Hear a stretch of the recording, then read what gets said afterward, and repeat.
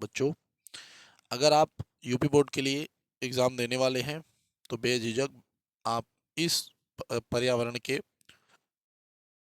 निबंध को आप अपने बोर्ड एग्ज़ाम में लिख कर आ सकते हैं मेरे भाई, और आराम से आपको अच्छे रिजल्ट आपको यहाँ से देखने को भी मिलेंगे। तो कोई समस्या नहीं है, ये मत सोचिए कि क्या होगा, जो होगा सब अच्छा होगा।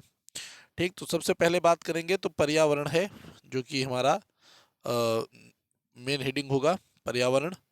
ठीक, तो पर्यावरण में अब कुछ भी हो, किस तरीके से उसको बचाना है, क्या करना है, ये एक बढ़िया निबंध जो है हमने आपके लिए लाया है, तो आराम से इसको देखिए, कोई समस्या नहीं होगी। तो सबसे पहले बात करेंगे तो पर्यावरण के ऊपर। तो देखिए, पर्यावरण हमारे चारों ओर वह प्राकृतिक परिवेश है जिसमें हम रहते हैं। इसमें वायु, जल, भूमि, पेड़ पौधे, जानवर और अन्य प्राकृतिक संसाधन शामिल हैं। पर्यावरण हमें जीवन जीने के लिए आवश्यक चीजें प्रदान करता है, जैसे शुद्ध हवा, साफ पानी और भोजन। इसलिए पर्यावरण का संरक्षण और संतुलन बनाए रखना हमारी जिम्मेदारी है।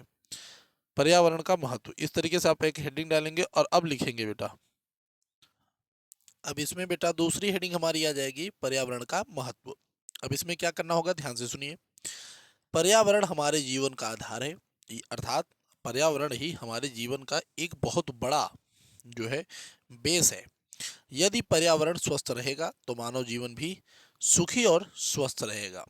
यानी अगर हम पर्यावरण को बचा कर रखेंगे तभी तो हमारे जीवन में सुख होगा, हमारे स्वास्थ्य अच्छे होंगे। जब पेड़ पौधे हमें ऑक्सीजन देते हैं तो हम क्या करते हैं, सांस लेते हैं। नदियाँ और झीलें हमें पीने का पानी प्रदान करती हैं। मिट्टी से हम अनाज और फल सब्जियाँ मिलते हैं। यानी हमें जब हम खेतों को सींचते हैं, अर्थात कहाँ से लाते हैं पानी, पानी तो हमें पर्यावरण देती है। और पर्यावरण को बचा के रखेंगे तभी बरसात होगी, बरसात से पानियाँ जो है आराम से खेतों तक पहुँचेंगे, और उस खेत से जो भी हमें फूड मिलता है उसी को तो हम खा के अपना लाइफ सर्वाइव करते हैं। अर्थात पर्यावरण का महत्व हमारी लाइफ में वैसे बहुत ज़्यादा है, पर यहाँ पे मैंने कुछ पॉइंट लिखे हैं बस। मिट्टी से हम अनाज, फल और सब्जियाँ मिलती हैं।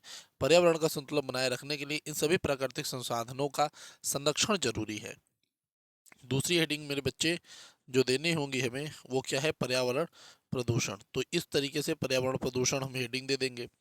उसके बाद देखिए, आज के समय में पर्यावरण सबसे बड़ा खतरा प्रदूषण से है। यानी पर्यावरण, अगर प्रदूषण के बारे में बात करेंगे, पर्यावरण किस प्रकार से प्रदूषित हो रहा है, तो सबसे बड़ा समस्या तो यही है कि बहुत बड़ा प्रदूषण इसके ऊपर जो है खतरे के रूप में मंडरा रहा है। मानव गतिविधियों के कारण पर्यावरण में हानिकारक तत्व शामिल हो गए हैं जो इसके संतुलन को बिगाड़ रहे हैं। यानी निरंतर हम ये अगर देखेंगे तो ये बिगड़ ही रहा है। अब रच के भैया थोड़ा यहाँ पे भैया ध्यान दीजिएगा कि वायु प्रदूषण क्या होता है। सबसे बड़ी चीज़ कि वाहन से निकलने वाला जो धुआं होता है, जो आज हमारे पास वाहन से, जो हमारे पास भैया हमारे पास कारें हैं, जो हमारे पास डीजल इंजन है, उनसे क्या हो रहा है कि धुआं निकलता है।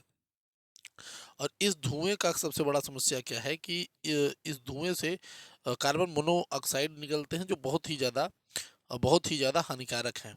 फैक्ट्रियाँ का उत्सर्जन और जंगली कटाई की, यानी जंगलों की जो कटाई है, वो वायु के प्रदूषण का सबसे बड़ा कारण आज के समय में बनकर आ रही है मेरे भाई। उसके बाद देखिए, दूसरा नंबर अगर हम देखें कि क्या समस्या है, तो देखिए जल प्रदूषण, नदियाँ और समुद्र और कचरा, रसायन डालने से जो है बहुत कचरा हो जा रहा है जल में, जिसके वजह से एक और समस्या हमारे सामने पैदा होकर आ रही है। अभी इतना ही नहीं था, अब क्या समस्या आ गई है, किसान भाई की वजह से भी कुछ समस्याएं आती हैं। देखिए, भूमि प्रदूषण, प्लास्टिक और रासायनिक कचरे ने भूमि की उर्वरता को नुकसान पहुंचाया है। साथ ही साथ भूमि प्रदूषण क्या हो जाता है कि ये फसल में जैसे बहुत से तरीके के जो है रसायनों के इस्तेमाल की वजह से भी जो है मिट्टी के लिए प्रदूषण बढ़ता है।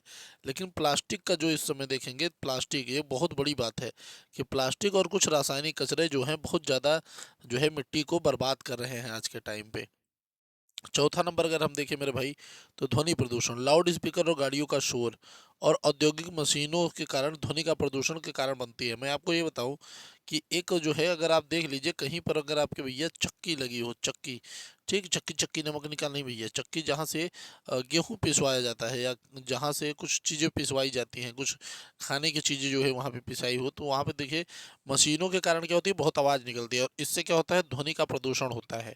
ठीक, पहले के बाबा दादा लोग जो थे वो क्या बताते थे, वो बताते थे कि हमारे लोग के ज़माने में जब रामलीला होता था तो हम लोग ऐसे बोलते थे तो क्या होता था कि 100-100 मीटर सुनाई देता था। आज आप अपने घर में बोलिए, बाहर नहीं सुनाई देता, क्योंकि इतना ज़्यादा ध्वनि प्रदूषण हावी हो चुका है। अब अगर बात करिए बच्चा, तो देखिए पर्यावरण के संरक्षण के उपाय क्या हैं। सबसे पहला आता है मेरे भाई वृक्षारोपण, यानी वृक्षों को रोपना, यानी अधिक से अधिक पेड़ लगाकर हम प्रदूषण को वायु प्रदूषण को तो कम कर सकते हैं वृक्षारोपण के कारण।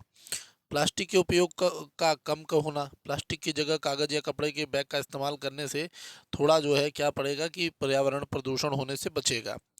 आगे देखिए अगला नंबर क्या जाता है, कचरा प्रबंधन, जो कि बहुत ज़्यादा ज़रूरी है। कि कचरा प्रबंधन क्या होता है, कचरा प्रबंधन यानी कचरे को अलग अलग करके उसे पुनः उपयोग करना और पुनर्चक्र में लगाना। यानी सूखा जो कचरा होता है, जो सूखा और गीला कचरा जो होता है, इन दोनों को एक में नहीं रखना चाहिए, अलग अलग रखना चाहिए। तो आपने देखे भी होंगे हरे और नीले कलर के जो है दो डिब्बे दिखाए जाते हैं अक्सर, तो आपने इस बात को नोटिस किया होगा। अब आगे देखिए क्या करना है, पानी बचाना, पानी का दुरुपयोग न करें और जल के स्रोतों को स्वच्छ रखें। जागरूकता फैलाने की ज़रूरत है, लोगों को पर्यावरण संरक्षण के महत्व के बारे में हमें क्या करना है बेटा, जागरूकता भी देनी है। ठीक, अब आपको क्या करना है मेरे भाई, निष्कर्ष भी लिखना होता है। कि निष्कर्ष में आप क्या लिखेंगे कि पर्यावरण हमारे जीवन का महत्वपूर्ण हिस्सा है, यदि हमने इसे संरक्षित नहीं किया तो आने वाली पीढ़ियों को गंभीर समस्याओं का सामना करना पड़ेगा। हमें अपनी जिम्मेदारी समझनी होगी और पर्यावरण को स्वच्छ और सुरक्षित बनाए रखने के लिए छोटे कदम उठाने होंगे। एक स्वच्छ और हरा भरा पर्यावरण ही हमारे परिवार को हमारे परिवार को, हमारे देश को, हमारी संस्कृति को और हमारे भविष्य को सुरक्षित और सुखद बना सकता है। तो दोस्तों इस तरीके से ये आप जो है यूपी बोर्ड में आराम से जो है कक्षा 10 के लिए लिखकर या कक्षा 12 के लिए लिखकर अपने जो है मार्क्स कंप्लीट रूप से पा सकते हैं। तो आप इसका इस्तेमाल करिए। वीडियो कैसी लगी ज़रूर अच्छा बताइएगा, बुरा मत कहिएगा मैं प्लीज़। तो मिलेंगे अगली वीडियो में, तब तक के लिए जय हिंद जय भारत।